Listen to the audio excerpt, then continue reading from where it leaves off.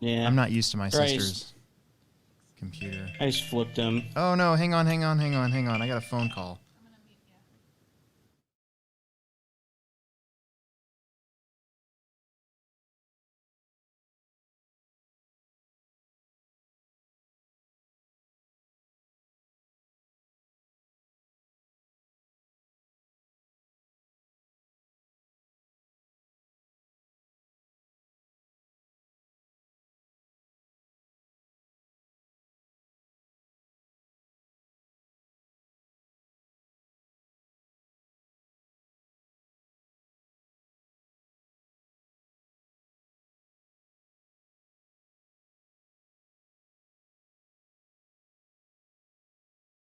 Mic back up.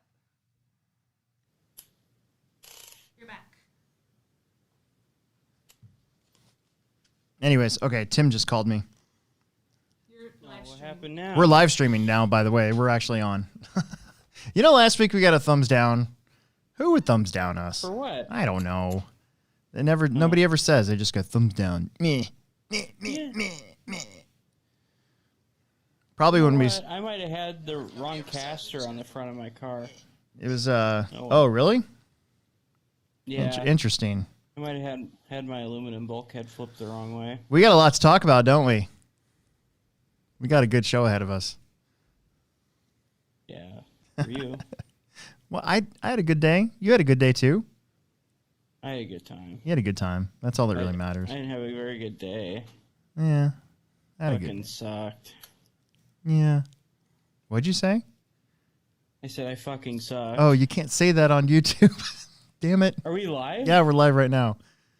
Oh, sorry. No, I'm gonna get in trouble. That's fine. In trouble by who? Ken's probably like listening right now. I know. Can't do that. It's a family show. Sorry. That's family show. Oh. Okay. Oh well. I'd like to apologize to all the families out there. Yeah, me too. I would like to personally apologize for the dropping of the F-bomb. Hey, I'm gonna start. You ready to start? Yeah. Yeah. I think so. Yeah. Yeah. I dropped a hinge pin. Dang. Do you want me to wait? Everybody everybody on the YouTube stream will just watch you search for the. And well, what happened to it? a hinge. You lost a hinge pin. That's. It was right here. That is. God, this is the worst. You're just having a rough week in general. I am. I am fired up and ready to race on Saturday and ready to come out swinging. I'm interested. I want to go watch the fire. I want to go. The fire out there is so interesting. I'll talk. I'll be right back. All right, I'll talk about the fire. So we were on my way to the podcast here as soon as I turned off the interstate, Highway 75 on the North Freeway. And I look up and I'm like, hey, there's some black smoke. And it had just started. It literally just started. And as I started driving closer to the studio, I'm keep looking over and I'm like, oh, wow, that's actually a really big fire. And then when I turned in to come park, I looked over and it got even bigger and you could actually see the flames. And so...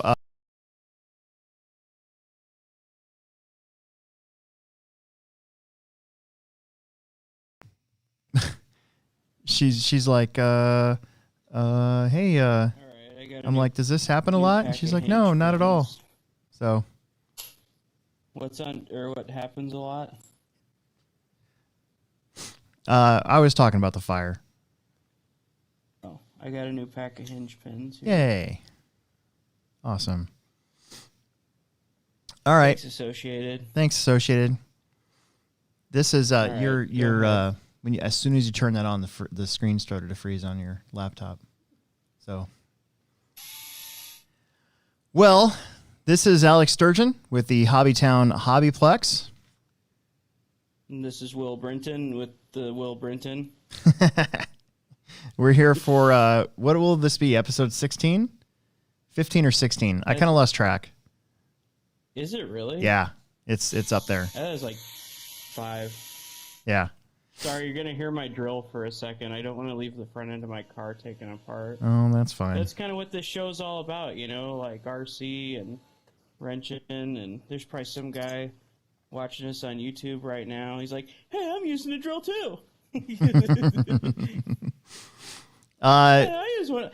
I found the hinge pin. Nice. So you open up the pack and then you find the hinge pin. I found the one I was looking for. It was underneath my my front bumper on my table. God, Beautiful. I can't get my act together here.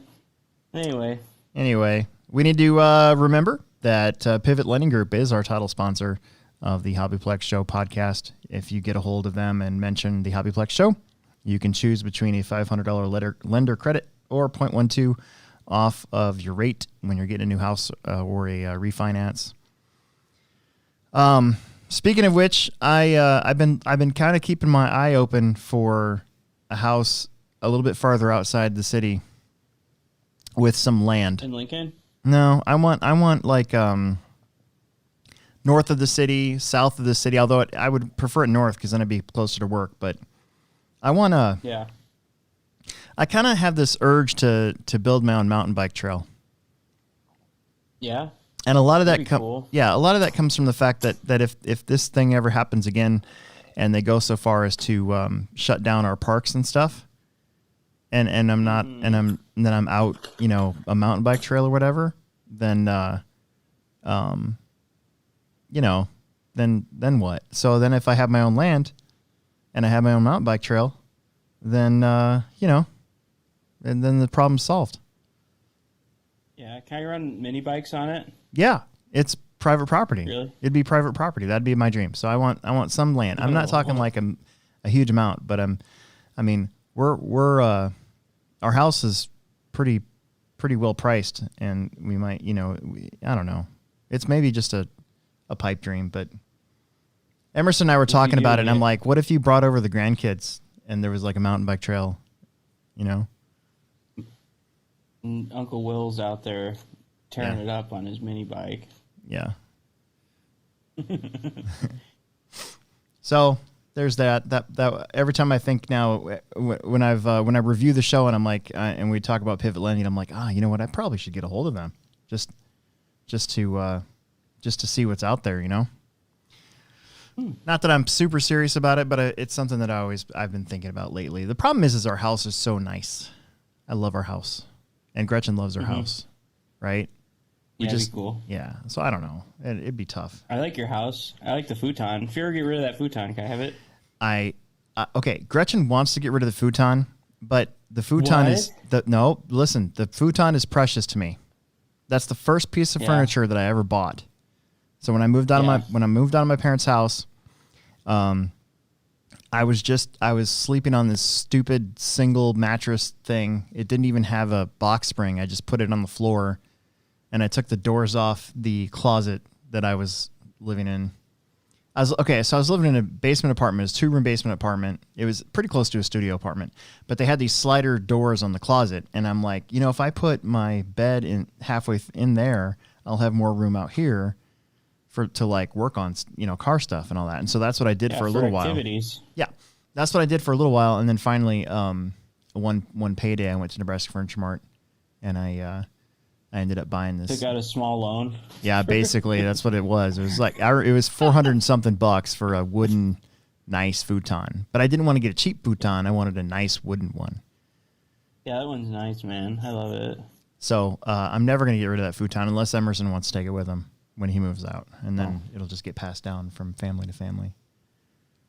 Generation to generation. That's what I was trying to say. Generation to generation. Mm-hmm. So, dude, here we raced this weekend. We can actually talk about race results. Yeah, that's sweet. It is totally sweet. And then we've actually got some pretty good questions to cover too. And I think we can do all this in an hour. I think we can get this in. So, the old format we would like talk about new products and all that stuff. I did want to mention Team Associated just released their IFS ready to run today. Yeah, that thing looks sweet. It does. I saw pictures of it. It does look really cool. I need a crawler or something, trail truck. That'd be sweet. And I have, it's not mine, it's the store's, that SCX10 too that I've been working on. I got it rolling pretty good. You're always welcome to come up and try that. They are having a crawler event. Is it Sunday? Sunday. Yeah. So if you wanted to, yeah. If you wanted to, you can come up and use it. I'll let you use it. Okay. Yeah, the last time I used it, I did pretty good, and I broke that servo, but I still got last or something. Nah, I don't think he ended up last. Oh, really? I don't think he did. That'd be cool if I didn't. Yeah. That truck's got a radiant metal geared servo in it now. It was the last one we had. Yeah. Actually, somebody returned it for some reason, and then we were trying to figure out why they returned it, and we tested it, and we're like, this servo works fine. I don't think that those servos would work with the Traxxas radios for some reason, or like if they had that, like their programming thing in it, or where it would like, I don't know, like the gyro and stuff, or if they had a T-Max with reverse. It has to do with their receiver and like some other box that their receivers all plug into now. Yeah. And I remember having problems with that, like because I did the testing on that servo. Yeah. Well, it works fine in the crawler truck, so I don't know. Oh yeah. Actually, tonight after this is over, I'm actually going to the Plex, and I'm gonna spend a couple hours tonight working on the crawler course. I'm gonna see if I can get this bridge I've gotten started. I'm halfway done with it, and I'm gonna see if I can get it done, and before Sunday. So I guess like to get back to like racing stuff. You see who came out of the woodwork and bought a new car from the Plex like you're supposed to? Lisak. Brand new B6. Yeah, Kevin. He texted me. He was like, "Man, I kind of want to race a Bugler again." I was like, "Okay." He's like, "I know you're going to tell me to get an associated car." I said, "Well, I mean, it's the most bang for the buck, depending on what you're going to do with it. You know, yeah. Like, are you going to race stock or modified?" Yeah, he came in Sunday. Like, I sold everything to him. Yeah. Well, I gave him a motor. He came in on Saturday, and he said he needed a motor, so I just gave him one of my Reedy M3s, because I'm running all the M4s in my cars now. Oh, yeah. Yep. And so I just gave him that and get him rolling. Yeah. So that's one more. I think he wants to run mod buggy and 13 5-wheeler. Yeah, that'd be sweet. Yeah. So that's one more mod buggy. Where do we start, man? So we filled up. RC sign-up had 29 when I looked at it last, and then we ended up with exactly 30 on Saturday. And after everybody got their entries in, including you, it ended up being 61 entries. So basically everybody ran two classes. I was signed up online, and I even asked you if you needed my receipt, and you're like, "No, you're good." And then you printed the heat sheets off, and I wasn't on the heat sheet. Oh, and I was like, "What the heck?" I probably forgot. I was busy. I had to get Emerson's car done. Emerson's car was a last-minute deal. Trying to get it. No, I wasn't holding it against you or nothing. No, I know. It's fine. Emerson's car was a last-minute deal. So I think I got the tires and stuff all glued up Thursday night, and then Friday, and then I had to break it in his differential Saturday morning. And then Mom dropped him off at like 11:30, and he got a little practice in. Yeah. So that was good. I wanted to drive his car so I could compare my Losi car versus his brand new B62 with basically stock setup on it. And,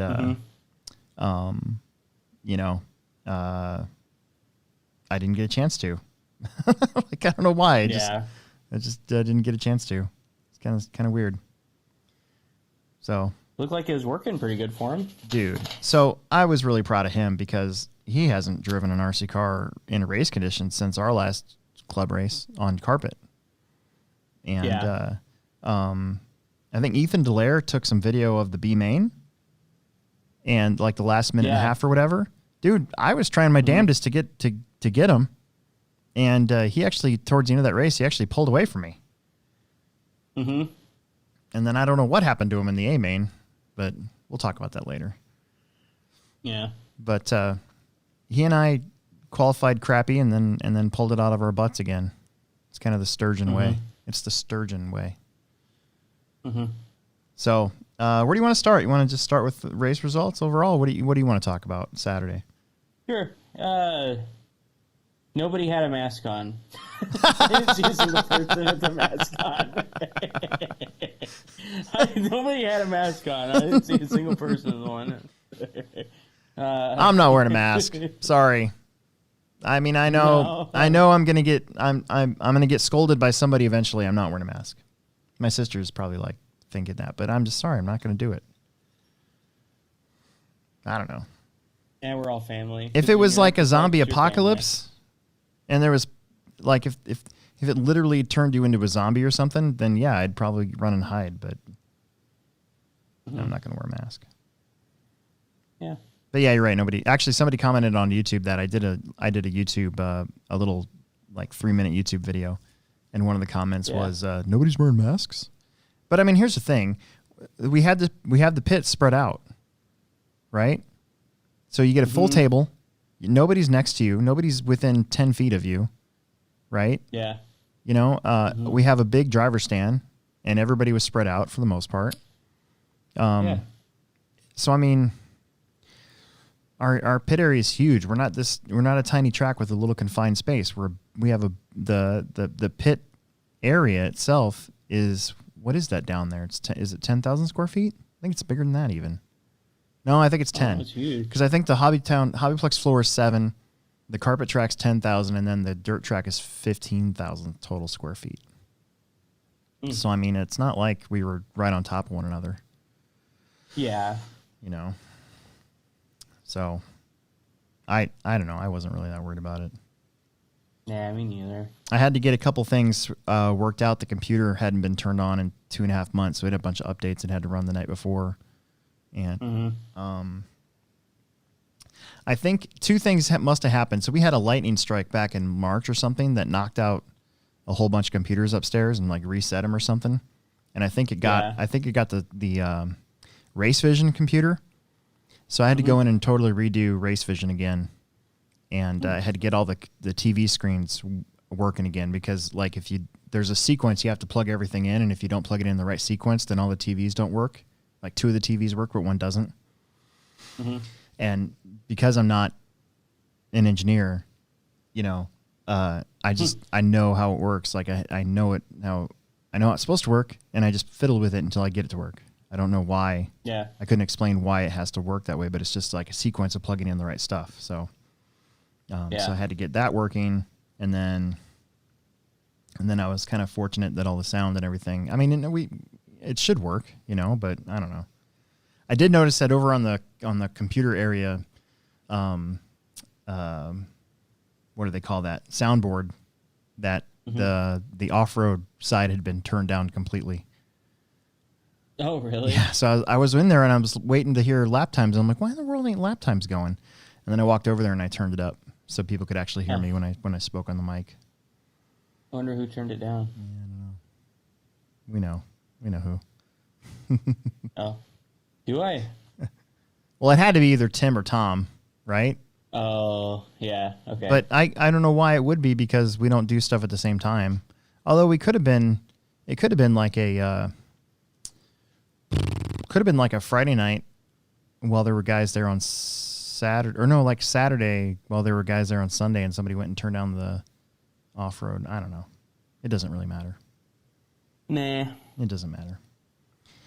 So, why don't we just start with race results? What do you think? Plex spec, there was only 2 entries. I kind of figured that would happen because, again, the Plex spec entries for Saturday are going to come from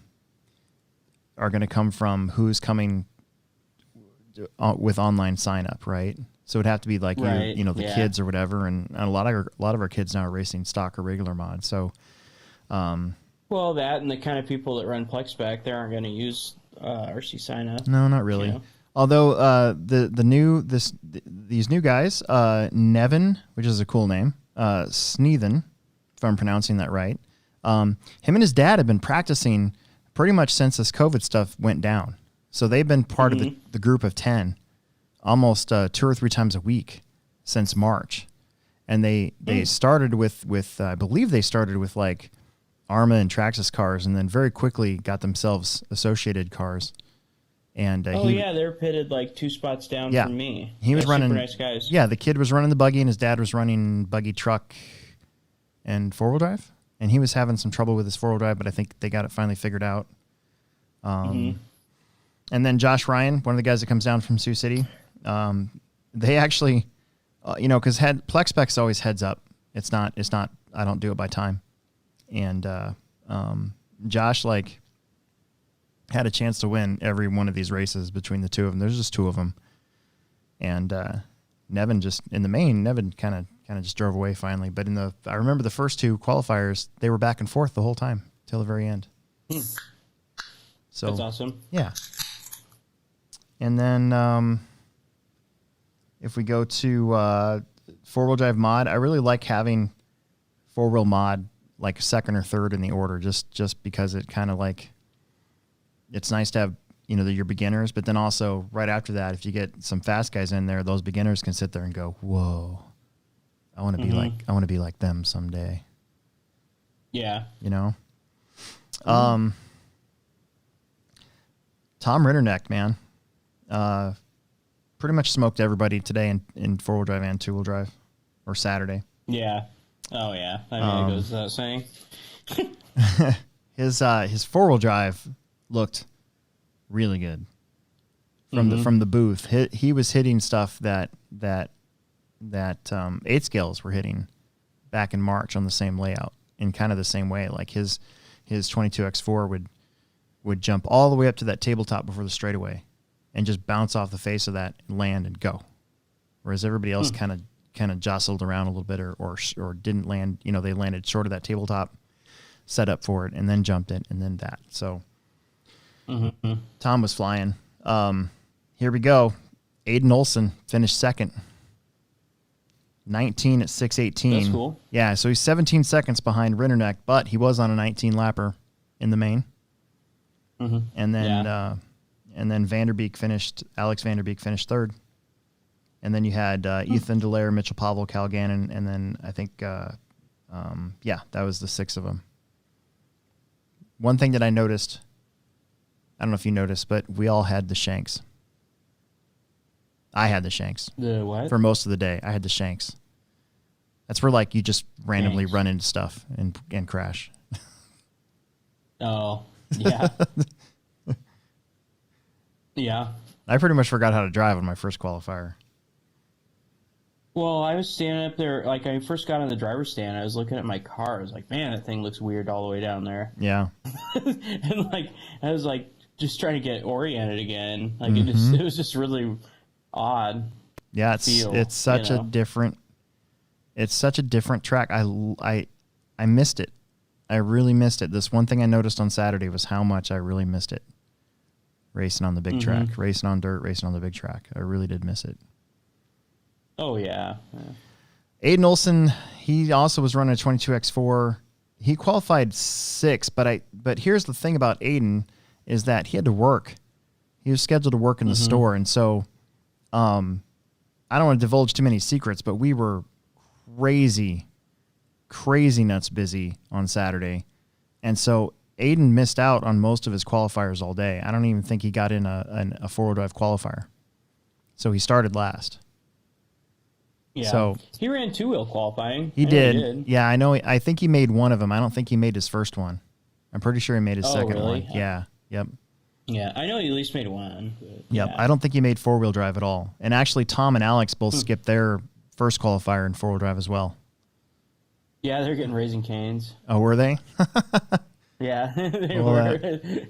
That makes sense.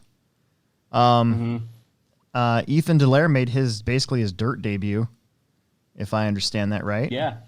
Right? He'd been coming up and practicing, I thought. He has, yeah. But as far as racing goes, I'm pretty sure that was his first. Yeah, he'd never raced on dirt before, but I thought he did pretty good. Yeah, I thought he did too. Hey, real quick, here's something I see on our YouTube stream. When is Hobbytown going to reopen? From DNB Videos, we've never closed. Hobbytown Omaha is never closed. We've been open this whole time. I believe Lincoln's been doing curbside, but Hobbytown in Omaha, we've been open straight through. We haven't raced the whole time, and we've had limited practice. 10 people maximum, and we've marked off X's on our counter, so that people can be socially distant while they wait in line, and we have sanitizer everywhere, and I've washed my hands continuously throughout the day, and I have the scars to prove it. But Hobbytown in Omaha never closed, so just wanted to get that out of the way. Cool. Yeah. And then Mitchell and Kyle, again, I think Kyle broke out of the four-wheel drive main, if I'm not mistaken. He was having servo problems. I think he finally blew a servo in that car. Which, it happens. Yeah. So we had a mixed bag truck class where we combined four-wheel drive mini truggy and stadium truck, and Matt Robinson, his four-wheel drive truck looked pretty good. He was going pretty fast with it. His fast lap was a 20.1. That's right on par with what we were doing in mod. Most of us, not Tom and Alex, they don't count. But Jackson Anderson, oh man, our little dude, he's driving a Losi car, and guess what happened in the very first qualifier? Popped a ball cup. Stadium truck, dude. It's so hard on Losi ball cups. Every single time I see those trucks, they're popping them off. Yeah. Did you notice that the Losi ball cups don't have a hole drilled in the top of them? I did notice when I was building my car initially, and I'm like trying to. I was going to change stuff. Here's a little secret, because I'm not sponsored by anybody, so it doesn't really matter. I have associated ball studs and ball cups all over my Losi car, specifically for that reason. Right. Well, that's probably why they pop off all the time. You wear them out. They make a change, they keep wearing it. Yeah. I don't know why they wouldn't put a hole in that thing, but hey, what do I know? Yeah, I don't know either. But I don't have to worry about it because I've got associated ball cups and ball studs on my car. Yeah, I think, well, I don't want to speak for somebody else, so I'll just not say anything. It's fine. It's fine. Timestamp that, edit it out. Tim Marks was here. He finished behind Jackson in stadium truck. Bryson Pavel had a 4x4 mini truggy as well, and only finished 2 seconds behind Matt. And then Nick Sneathen, I think his truck was done. It looked like maybe a T5 or something like that, but I think he broke it after the first qualifier. And Nick's the dad of Nevin, and they're some of the new guys. Okay. That they're part of the group that's been coming a lot to practice, so that's pretty awesome. And then we get into our big classes. So we had some really good turnouts this week. Stock buggy, independent stock buggy, mod buggy, and 13.5 wheeler all had full heats for the main. We took 8, so we could socially distance. We took 8, so 8 to the main. It was and if there was more than, like, there was 11 cars in mod 2-wheel and 13.5 wheeler, so we did 6 and 5 and had a B main with 2 bump ups. And the stock buggy main was a busy one. So James Nelson, who probably should have TQ'd, but had bad luck happen to him in both qualifiers. I think one time he crashed, and I think it was one of the kids from the truck class wasn't really paying attention, so he sat there for a little while. Yeah, and everybody's kind of getting back in the swing of things, including marshalling. Yeah. After that, I kind of made some modifications. I had to move the bucket closer to where that happened. And then I can't remember what happened in the second one. I think he was doing good, and then just crap luck. I think somebody crashed in front of him, and they all ran into it, and then he was last on his lid or something. But Chance Rolk, part of that group that comes down now from Sioux City, was your TQ. And I think, if I remember correctly, because I didn't have the video up this weekend because we were using the desktop computer, which is pretty slow, so I didn't want to mess anything up. But I'm pretty sure he wrecked somewhere in that first lap. And oh no, you know what happened? Didn't Andy LaChance hole shot everybody? Andy qualified second. And then drove basically around the outside of Chance.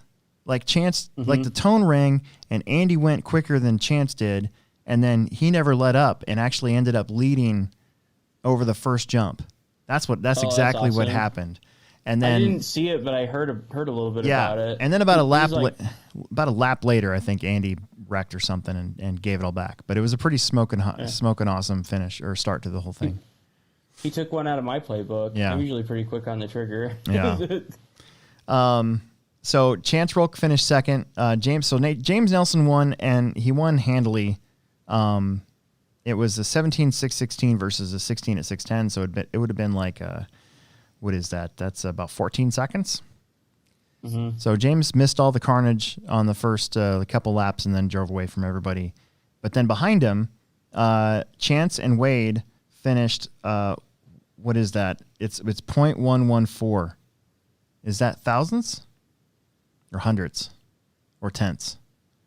It's like a tenth. 0.114.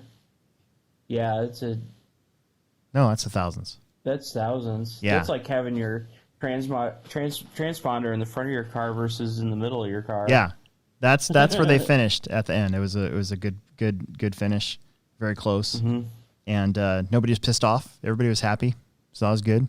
Oh yeah, You know? man. Like, I there's some guys barking at each other on the driver's seat. I was like, come on, guys, we just got back. We'll get into that. We'll get into that later. Yeah. Take it easy. So Andy LaChance finished fourth. Owen Vandermeek came.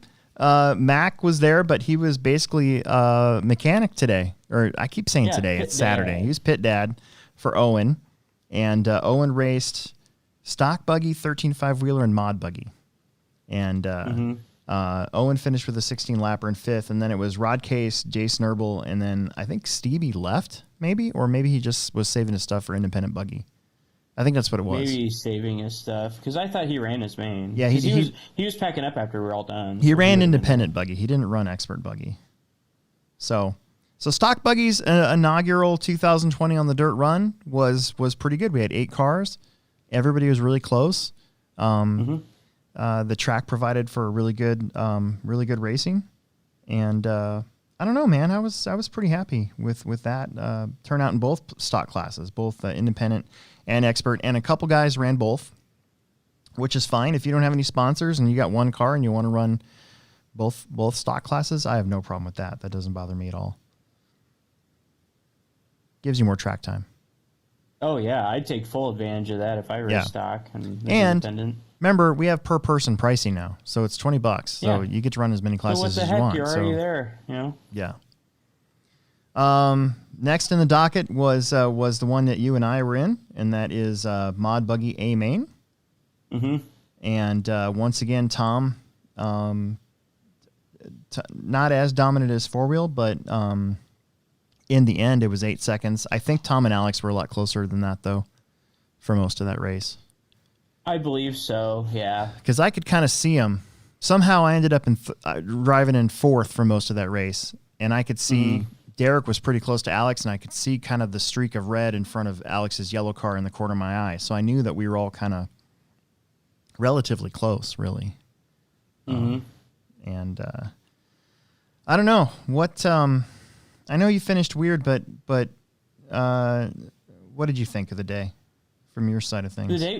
The day went really the day went very well. I felt like I had a great time. I ran a setup on my car. I was trying the wide pivot like setups that a lot of like the pro drivers are running now. Like Spencer's running it, Cole Tollard's running it, and Cole posted a setup where it had the 75 millimeter rear arms and 4 millimeter hexes. And I wanted to try it and see if it would translate to our track or how well it would work. And I just don't think we had the grip or as high a grip as they do at trackside, you know, where they're running silver compound slicks. Yeah. And it's like my car stayed the same speed all day.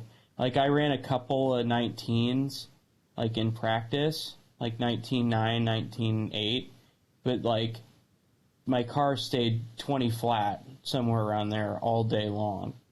And I mean, it was really consistent. I just could not get my car to go through that stairs like everybody else was. it just didn't. It would land and get upset, and it wouldn't make it. You couldn't make like an arc out of all those. You'd had to like square. That's up a hard part one. of the track too, because that part of the track is, if you go walk it, it's not flat. Like there's undulations. They're off camber and on camber, off camber. So depending on where your car is too, you could all of a sudden be off camber when you were expecting to be on camber, and there were some even bigger ruts than that, but I fixed them this week too. Yeah. And like Kyle was telling me he was taking that like full throttle. I was like, how the heck are you doing that? Yeah. So like after the second heat or after the first heat, I changed my suspension up. I was running V2 blues all the way around, and I just don't think that spring was like quick enough for the bumps like to recover fast enough. Yeah. So I went to, white rears and gray fronts, and it was better in the second heat, and then I put a thin battery in my car for the main, and it was better, but it still wasn't, like, I could go, like, 3/4 throttle through there. I couldn't just womp on it like everybody else was, and that's, like, I was following Derek around for part of that race, and I just get eaten alive. He'd stretch me out there every single time, but I'd reel him in other places. So I think that I'm kind of like to the point where it's like I'm kind of done like trying things that other people do. I'm just going to work on my own stuff, and it's kind of like that time when we were going to Blue Groove for all their like trophy races or whatever, and like the one round I just ran my HobbyPlex regular setup. Like that was when you got first and I got second there, and I led most part of the main. And Alex Vanderbeek and I got into each other, and that's what let you get around this. But, like, I would have won if we would have stayed clean. But, like, I mean, that was, like, 5 years ago. But it's, like, an example. Like, just quit screwing with your car. Run the setups that you know work for you, and just drive better, I just need to get back to that. I keep thinking I'm going to reinvent the wheel and hit on something like I did with carpet. It's just a little bit different style of racing. Yeah. I struggled with brakes. Like my car, I felt really good all day. But that new Hobby Wing speed controller and me weren't getting along. It was the first time I used it on dirt. And on carpet, I never really had a problem with brakes. And I think it's just because of the traction. The amount of traction. But on dirt, on this dirt, I would tap the brakes, my car would spin out. And so then I kept messing with the brake settings, and then I went back and I was like, well, maybe I should do it on my radio. So then I started messing with my radio, and I thought I kind of got it in a comfy spot, and then eventually, I don't know, I was just like, the hell with it, I'm just going to go drive it. Yeah. I mean, it could be a lot of things. It could be like too stiff a rear spring, not enough rear droop, too much rear droop, like not enough rear weight, like your car, like, or your diff not being tight enough.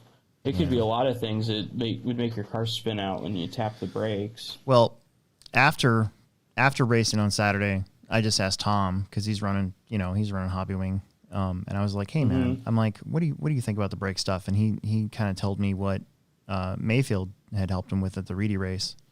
And so the following day on Sunday night, I just very quickly, took 45 minutes down there after work and played with it again and did what he told me to do. So I turned the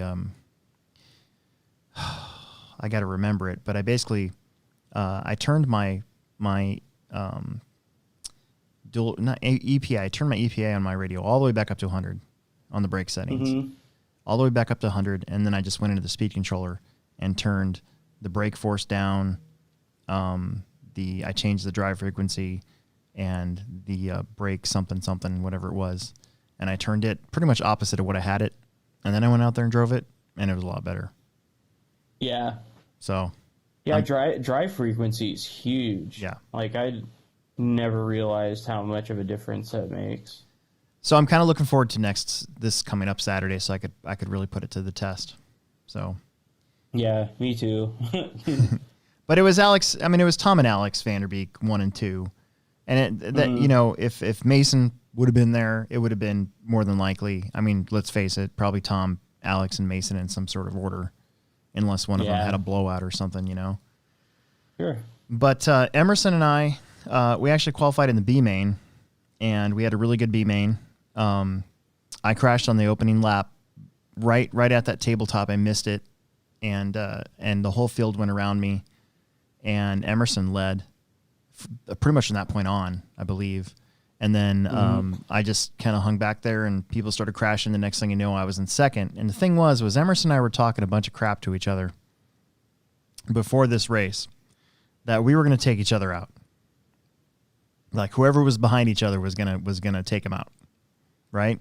Mm-hmm. And so, if we were in third and fourth, okay, I would have totally tried to clean him out, as he would have me, okay. Mm-hmm. But we were in first and second with a bump spot on the line, and Owen Vanderbeek was not that far away, with 30 seconds left to go, and I'm like. He's standing beside me, and I'm like, dude, I'm not gonna. Don't worry about me. I'm not gonna ruin you until the main. Yeah. I'm like, let's just finish this and move on. Anybody in that B main could have won the B main. Absolutely. Like for 5 minutes of it. Yeah. Maybe at the last 30 seconds, it was maybe a little bit more spread out. I watched. Owen was still in third, I thought. I watched the video, and Aiden was in third, and he was right on my heels, and then he.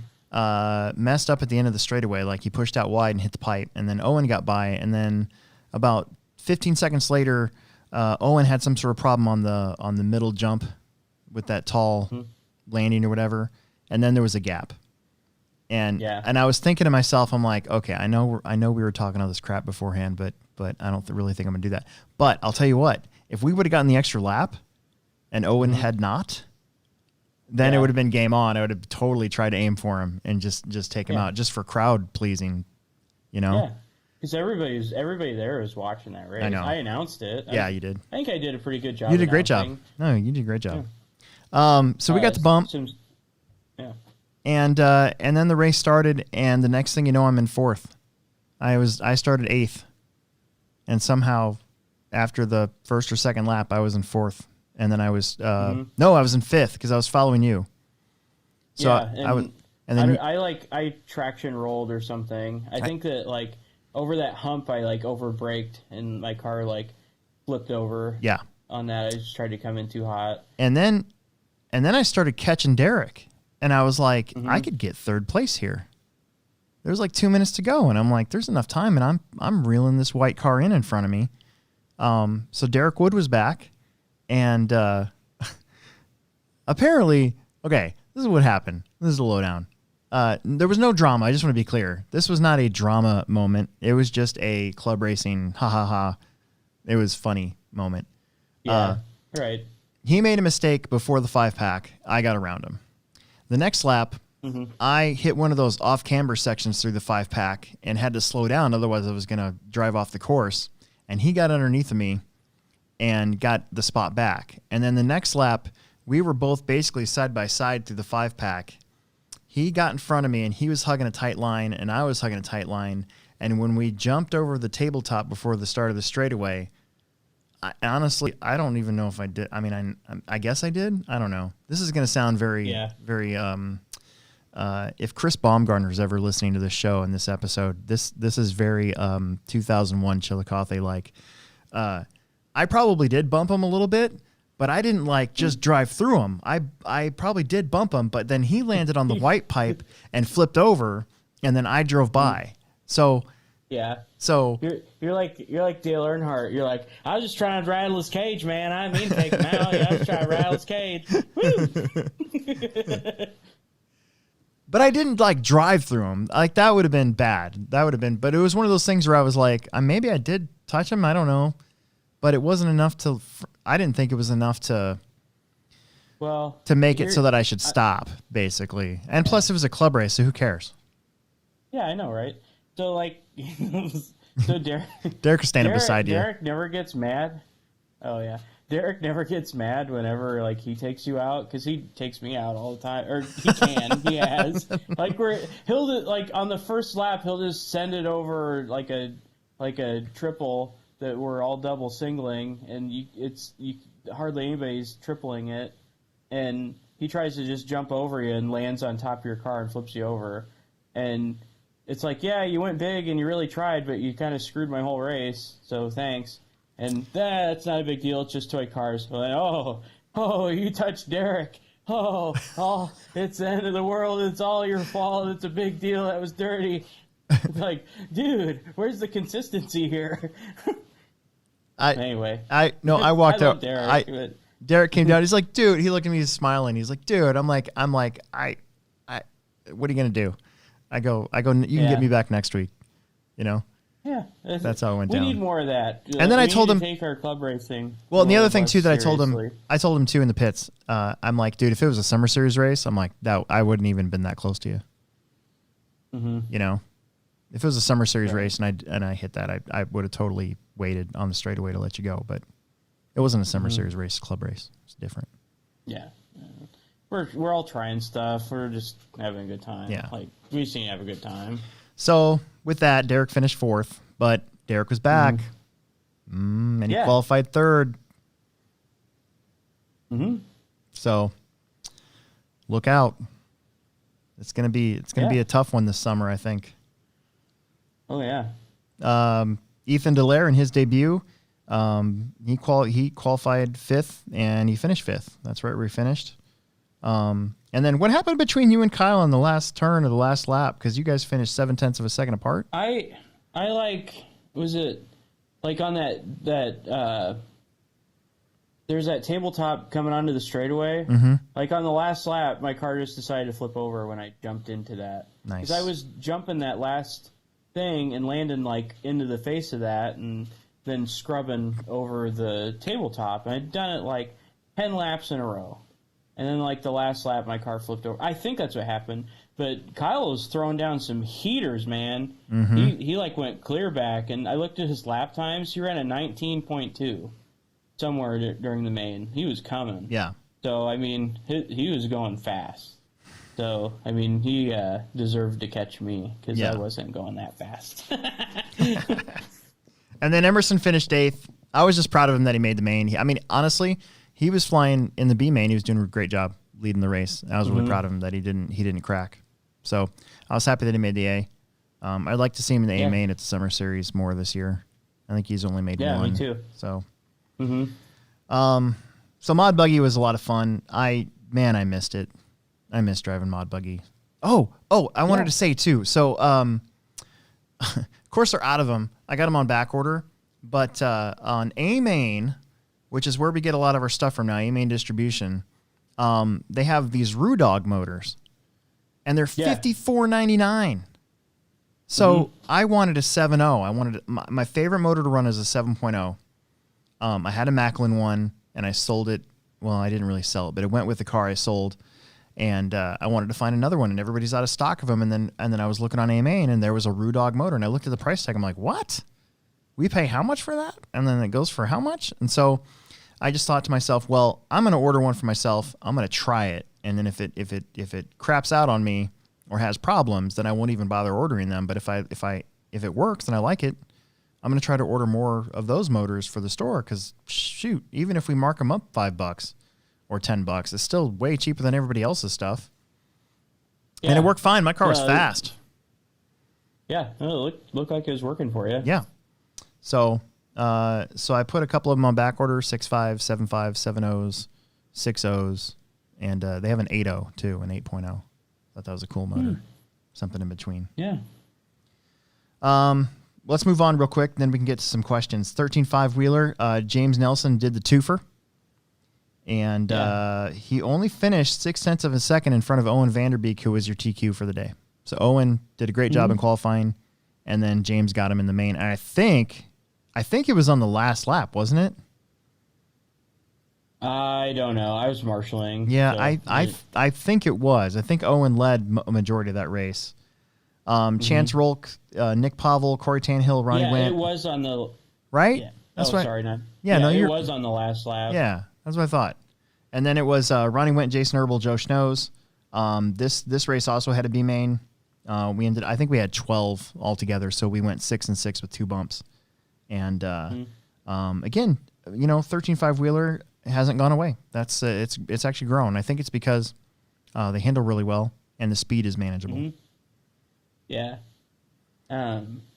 So for everybody that was wanting to know, because I've been getting a ton of questions on Facebook about it, what compound the tires work best. I ran silver compound on Saturday. I tried new silvers and then new golds back to back, and silver compound. Like I was like, because I ran them in practice, alternating. Then the first heat I ran gold, and in the second heat I put silvers on. And I watched the first heat of two wheel, and I knew what tires people were running on their car if they were running gold or silver. So I was just just kind of watching the cars. It's like it was kind of noticeable for at least the track conditions. You could tell who was running gold and who was running silver. And it seemed like the cars that were on silver compound were a lot smoother. They didn't bicycle or catch in the sweeper. They seemed to just look a lot better, more natural on the track. Yeah. And I know you ran gold in the main. Didn't you? Ran gold. I ran all day, golds right? all day. Emerson ran silvers all day. I ran golds all day. Yeah. Sure, and it's like it's almost like if you run golds, you just got to keep gooping them till they're the point of silvers. But like, yeah. I thought silvers are better than gold. Personally, it was just easier to drive. I put in my second quarter J Concepts order, and the webpage said they were out of stock of silver rears. Really? So I was kind of bummed out. I just ordered 8 sets today. Oh, did you? Well, yeah, they were yesterday. The store sold them all. We had like 12 pairs of them, and they're all gone. So silvers. And this is the tread height that I ran. Like there aren't slicks. Nope. I thought these are pretty good. My car ripped some wheelies a couple of times. Yeah, it did. I did a couple wheelies too, on that little section after the berm. Mm-hmm. We kind of crossed. Like when I was really pushing hard to get a 20-second flat lap in the main. Yeah. I was getting some wheelies. That's one thing about our track that I like, is that we're not a slick track. If we ran slicks all the time, I would be so disappointed. Yeah. Like that's the best way to turn. In my opinion, that's a good way to turn people off. Well, and as long as it's not like break in your tires. Not like you run. Yeah, it's not like if you run bald slicks, they last you forever. It's like you got to have new slicks. As long as you break in your tires with a little bit of heat and some sauce, you can almost get away with whatever tread height you feel like. I think it's now that we know how to do it. Yeah, you start off at the beginning of the day with new tires, warmed up, sauce. Maybe do that a few times, break in the foam a little bit if you want, and then. If the track really grooves up, they're a little bald in the middle, and they're perfect at the end of the day.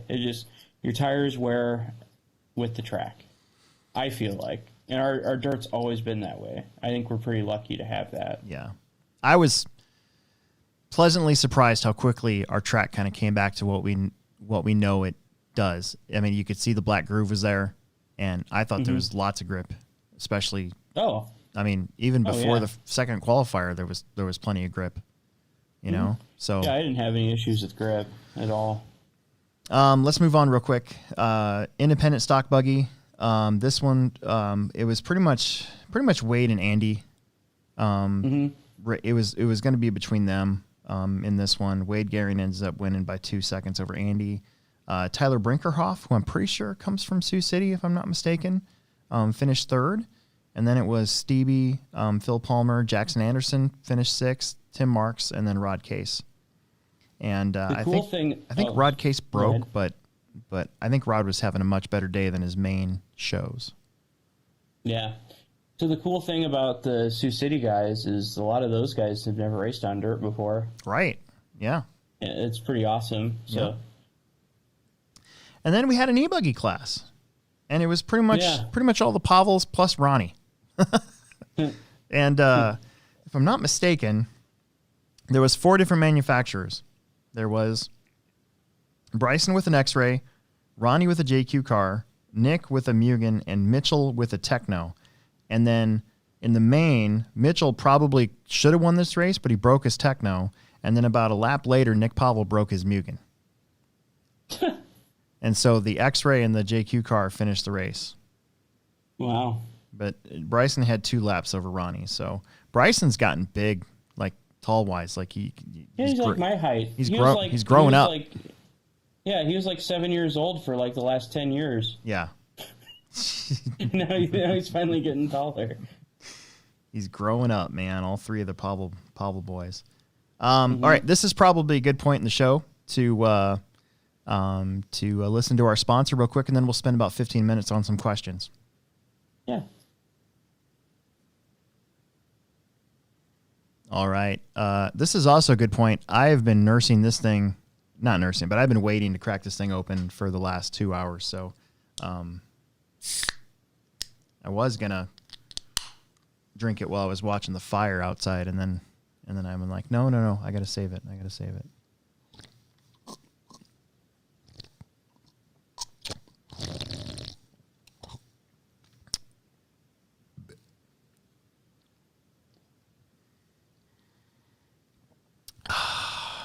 That was pretty good. That was a good one. You want to get to some questions? We've had, sure, I think we've got about 3 good questions. I have to find them though, because I'm not organized at all. And here we go. Okay. The first one is from Andy Big Dance LaChance. He says the current layout for the past weekend provided a lot of close racing. There was some spots that would jump up and grab your car if you were not paying attention. Will we see a track layout similar for 1/10 scale racing in the future? So, I mean, basically what we raced on was an 8 scale Techno Series layout. Right. And, if in a normal year, we'd already be into our summer series with a more 10 scale traditional oriented layout. Right. I feel like the layout that I have planned for next week is gonna be almost like a throwback to, say, like a 2014 or 15 summer series layout. Right on. I've been watching some old YouTube videos from back then of our track, and I'm like, I want to do that again, or I want to do this again, or I got something similar in mind for that and this. We've had so many good layouts that, I mean, I don't think it'd be bad if we repeated some. Yeah.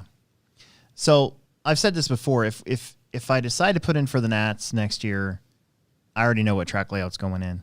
It's that super awesome 2017 layout that we had. With that'll be the end of it. It'll be slightly different because we're not going to use the part of the track that we did or whatever. But other than that, I really haven't reused anything. It is kind of funny. I'll go back and I'll look at some old J Concepts Nitro races and go, oh man, like I've used this same sort of flow many times for that race. Yeah.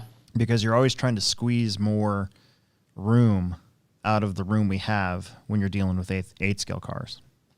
Right. You know? Yeah, if we put in for the Nats again, I'm building a new mod truck. Because I need some redemption. I was one spot. I finished 11th. I won the B main. Yeah. At the last Roar Nats we had in mod truck. I don't know if I'd race.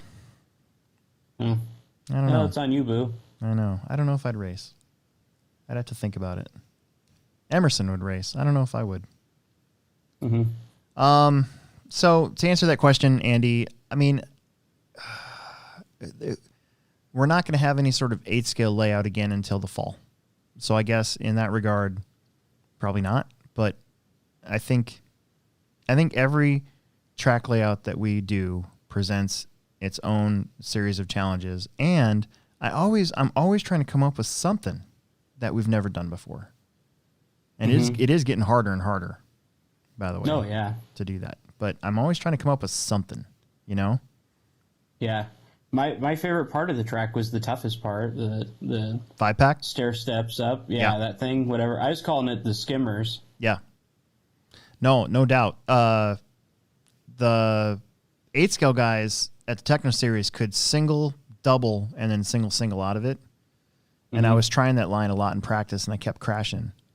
And then I pulled it out of the hat on the second to last lap, and I don't think Derek was ready for that, because when I doubled that and I actually landed it, I mean, I was right on his rear bumper. I probably could have bumped him then, but it didn't happen. But I didn't do it on the next lap because I didn't want to crash. I was in a position to make a move or take him out, whatever. Yeah.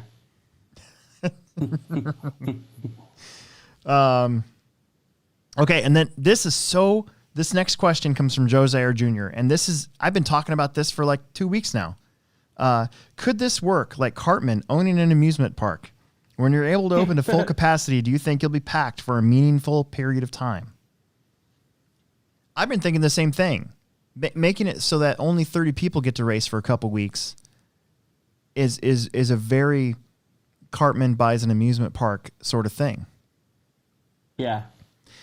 And I hope so. I saw that question, and I was like, I thought that was really funny. Yeah. I've been bringing this up. Great minds think alike, man, because I basically have brought this up upstairs to Tim and stuff a couple times and just been like, maybe this is how we should do it. I remember me saying how I think we should have online sign up all summer. Mm-hmm. Not with a limited amount anymore after June, but maybe we should just do that all summer. No, I think that's a great idea. When you suggested it on Saturday, it's like, that'd be cool. You can kind of plan like for what you're going to do and who's showing up, and it's not a surprise who gets there. And you kind of would know on Friday night, like, oh man, we got 50 guys signed up for racing tomorrow. Yeah, you better work on the track a little more or whatever. I also think it would help because our numbers in the past have dwindled on Saturdays, and I want to keep Family Friday Off-Road, and I want to keep Saturday racing as long as I can. It'd be nice if you do that, and then you see that like Tom's coming or Mason's coming, or the Hutch guys are making a trip up here, or whoa, look at that, Zeke Bellinger's signed up for this weekend, crazy, right? And then it'll just keep that going. People will see that and go, oh, holy crap, they're going to be there? Okay, well, I guess I better go. Mm-hmm. Yeah. So I think I'm thinking about maybe just after these next two club races, after the summer series, because we know people are going to show up for the summer series, so I don't think we have to do any pre-sign up for that. But for club racing, I think I'm going to do it. Yeah, I think that's a good idea. You can kind of plan for the party, Yeah. So do you think it'll work though? I mean, do you think there's this? Do you think people realize what they have? I think that people are definitely a little more thankful for everything right now. Right. Like things that we take for granted, being able to go to the grocery store with no problems, or any public interaction.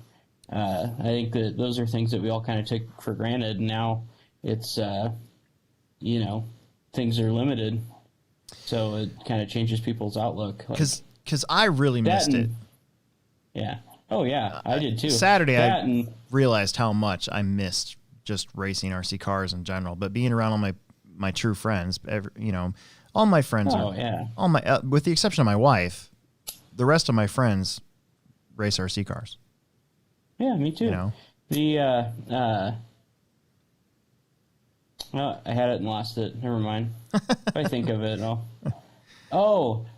think that a lot of people had time to get stuff done at home. Yeah. And it's like they have time to race on a Saturday. Yeah, that too. I mean? Yeah, no doubt. Yeah, maybe that too. Because I've been working on my house, scooter stuff, all kinds of different stuff around here. I'll send you a picture of my house, by the way, with the new siding on it. It looks nice. Well, Emerson and I, we've been trying to go bike more. We finally modified Mama's Specialized that she got last year, so that Emerson's, so the seat can be lowered enough so Emerson can sit on it the way he wants to. And we've been going out biking more, and that's kind of our thing. That's not our thing. We did that today actually, and that was a lot of fun. But other than that, I mean, I was just having so much fun. I was just being able to get back on the racetrack. It was just fun, Mm-hmm. So, We got one more. This is another good question. Let me find it here because I had it. All right, this one's for you because I'm not even going to try to explain it because, as we all know, and I've said this earlier in the show, I'm not an engineer. I go by feel. I cannot explain things. I don't know how things work. So, Josh McMullen asks, if a buggy is able to have the rear shocks mounted in front or behind the shock tower, what are the advantages of one over the other, and what conditions would both of those mounting positions be beneficial in? So like shocks on the back of the arm, that's what like a lot of outdoor guys do. So like with mid motor and outside, if you look at what they're doing, like with Australia, like the racing they do in Australia is mostly all outdoor racing. It's kind of like the Lincoln track, right? Double Ds, like open cell inserts, things like that. Yeah. As far as I know, and that's usually when you see shocks on the rear of the arm, just because you need the rear weight bias to, you kind of want your car to be, I guess, like a little more rear planted or more rear weight. When you start getting into higher traction surfaces or a surface that maybe you don't have, like maybe it's slippery and you need a more center balanced car, you would run the shocks on the front of the arm. And the reason is like, so you hit like the center of a corner. Well, you have all this weight in the back of your car that's still moving forward, and then your front tires have so much more grip now that rear weight tries to swing out. So you end up with a car that feels kind of loose because of all the rear weight that it has, where it isn't as balanced. And this is my personal experience, because when the B6 first came out, mine got shipped to, when I worked at the home office, mine got shipped there, and I built it at work that day. And I built it I had a lay-down transmission in it, but I had the shocks on the back of the arm.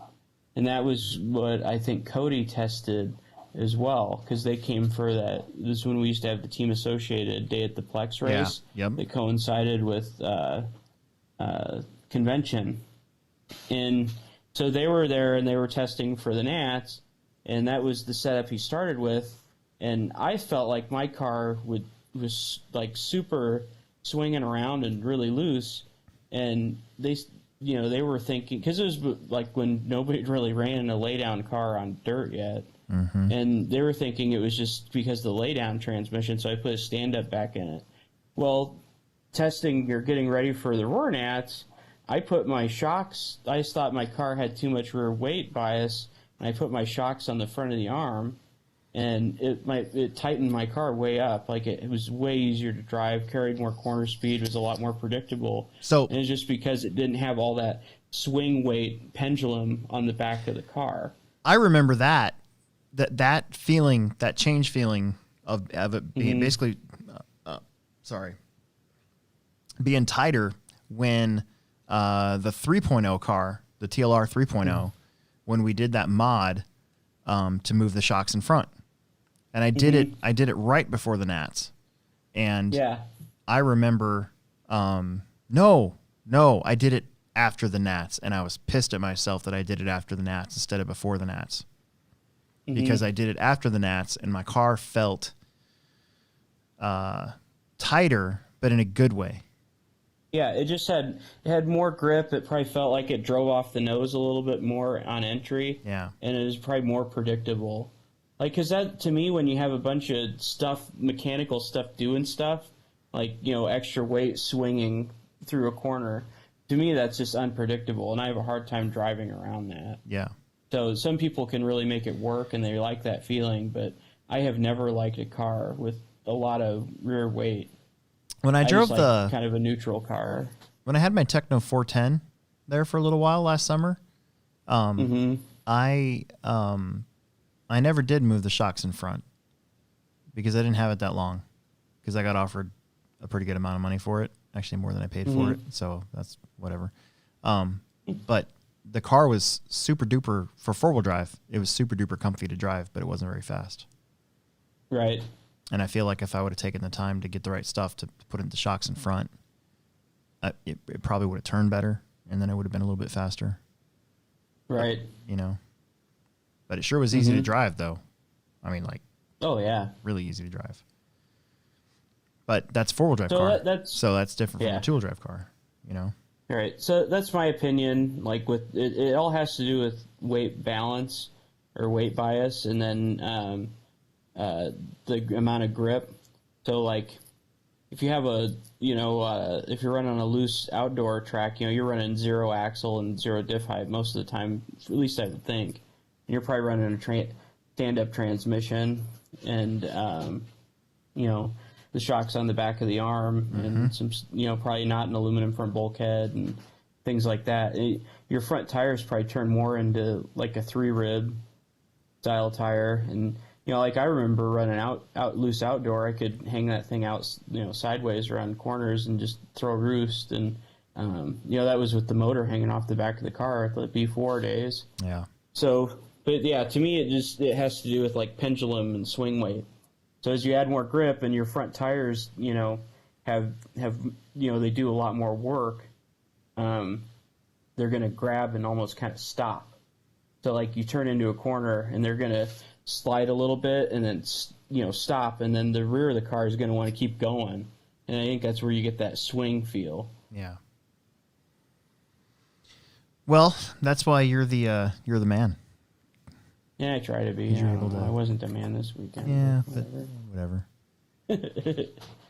It felt good. It felt good to finish in front of all you guys again, though. Yeah, we'll see. Hopefully, I can get my poop in a group here and work on my car. I changed some stuff on my car. I changed my shock package again. Yeah. So. Well, now you've been practicing. That's the first time I've been on dirt. I wouldn't call it practice. You've driven your car. I've driven my car, but I've actually driven my crawler more than I have my buggy. Okay, well, you still drove your buggy. You still practiced. I still did, yeah, a little bit. I haven't driven on dirt since we were in St. Louis. Yeah, that's true. In February. So, so real quick, online sign up for this Saturday's race is available right now. I haven't checked it recently, but as of last night, I think we already had 16 entries, 16 people. So we'll sign up. So we'll probably be pretty full again. I saw, I think, Ken Peterson coming up from Hutchinson. Ooh, that'll be cool. And then, so we're gonna race Saturday, and then Sunday night after work, I'm gonna hop on the tractor and go to town and start changing the track. So I'm building up I gotta like mentally prepare for 4 days of just crap because my body is gonna be, because I'm old. My body's going to be pissed off at me the whole time because the Sunday night will be like 6.5 hours on the tractor just bouncing up and down and just all that. Yeah. And then Saturday will basically be half of that and then raking and all that crap. And my abs are going to be like, you stupid blankety blank because I'm fat and my abs are like Jell-O. I love your abs. Yeah, I bet. Yeah, I bet. And then we'll have a new track layout for the 30th. And online sign up will begin for the 30th, that Sunday at 5:00. So, and then that should set us up for the rest of the year. I'm really excited about it. Do you ever just look at something and it's a bad idea? Like I'm sitting here, I have this roll of solder, and then I have there's a big 6-strip that's laying across my pit table, and I was just imagining myself sticking the solder right in the electrical outlet. Dumb. I wonder what would happen. Well, we'd lose our live stream. That's what would ideas? happen. We'd lose you on our live stream. Everything would go. I did a drop today at Platte River State Park, and it was a terrible idea, and I knew it was a terrible idea. You ever just have terrible ideas? Like, I wonder what would happen. We got it on video, too. I didn't crash, but we actually texted my wife. I knew this. I was like, she's going to call me, like, right after I text her this. I texted her at, like, 3 o'clock today. I said, hey, Emerson's on our insurance, right? Health insurance? And then, like, 30 seconds later, she's calling. She's like, what? did you guys do? And I'm like, nothing. We haven't done anything yet. I just wanted to make sure that he was actually still on our health insurance, just in case. Mm-hmm. Emerson's got, there's a place called Oxbow. And there's this huge gap jump. Like, it's like a 20-footer. Mm-hmm. And he wants to clear it. Yeah. And I'm like, if you think you can do it, man, do it. I got the video going just in case, And he didn't do it today, but he ran up to it a few times and the speed looked right. So I think he's going to do it at some point this summer. Yeah. Like your insurance won't cover him anymore. After that first one. Yeah. We keep yelling at him that they're going to think that we're like beating him because he's got all these bruises and scratches everywhere all over his body all the time. They ask, what happened, Emerson? You're like, oh, he fell on his bike, and you nudge him. Yeah, you're like, wink, wink. Okay, real quick, before we go, we got to do two things. I saw on the YouTube stream, and it's unfortunate that I don't think you ever met him. You never met Dennis Johnson, did you?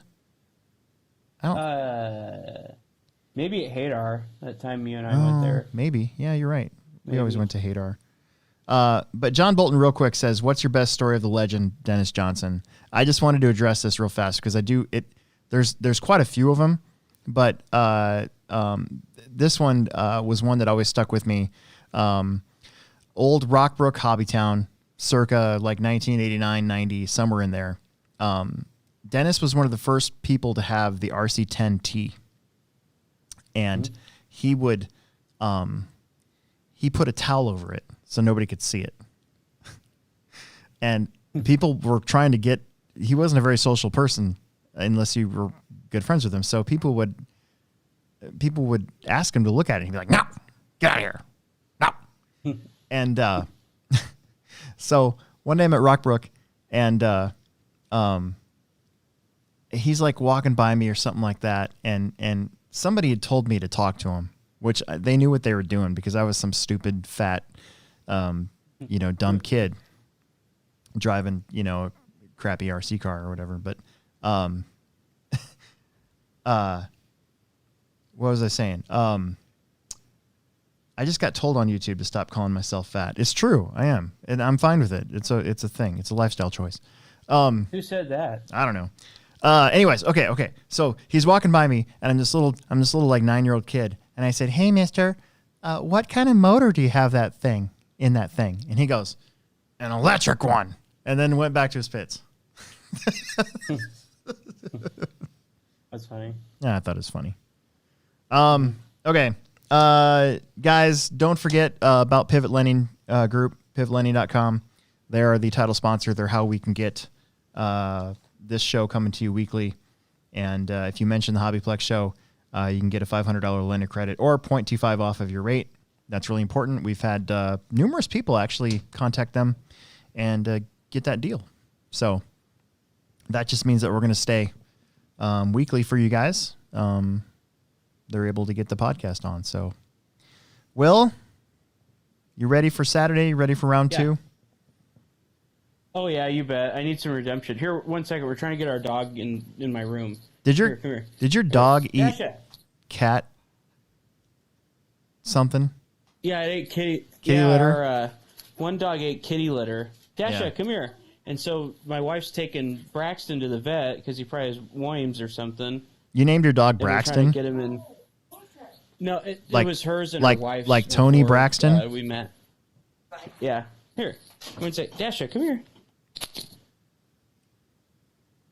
Braxton.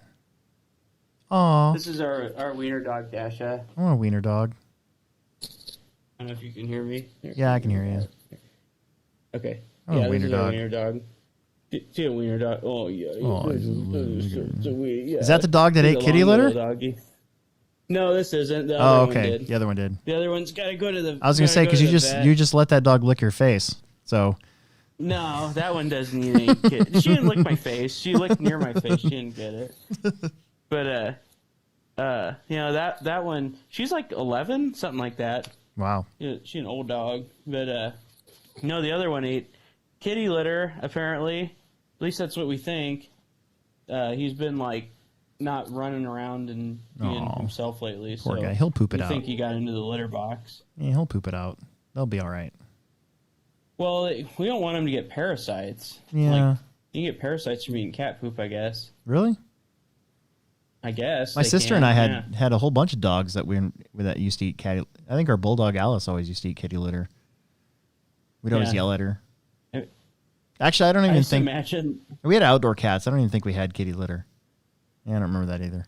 I just imagine like the dog going up to the litter box and being like, a fine delicacy, and putting on like a bib, Yeah. like a cartoon or something, like a fork and a knife.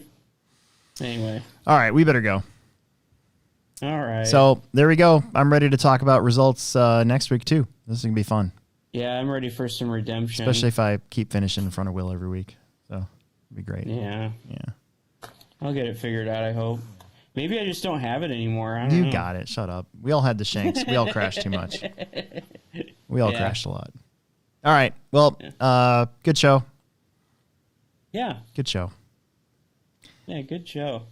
This is Alex Sturgeon, and here with our buddy, Will Brinton.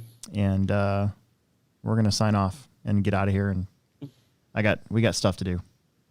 So, Yeah, got stuff to do. Will, what's your sign off again? We got to do the sign off. See you on the flip flop. There we go. We got it. All right, man. I'll see you later. All right, check you later. Bye, everybody. Bye.